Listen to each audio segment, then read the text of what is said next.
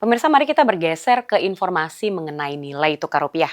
Bank Indonesia kembali memperbaharui nilai tukar rupiah terhadap mata uang asing pada Rabu 21 Januari 2026 ini.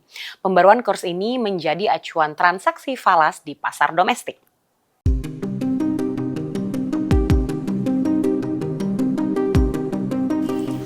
Nilai tukar rupiah terhadap dolar Amerika Serikat masih melemah pada perdagangan 21 Januari 2026.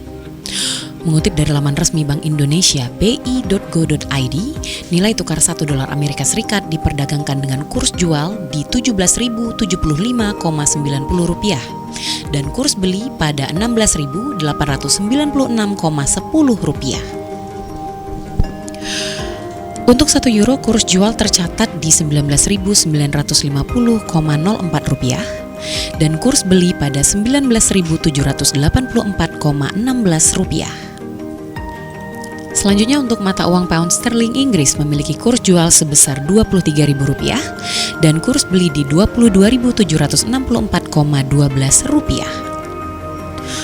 Memasuki kawasan Asia, nilai tukar yen Jepang ditetapkan dalam satuan 100 Japan Yen dengan kurs jual sebesar Rp10.776 dan kurs beli di Rp10.668,08. Sedangkan nilai tukar 1 dolar Singapura memiliki kurs jual di Rp13.294,31 dan kurs beli di Rp13.156,91. Nabilah Auralea, PAL TV.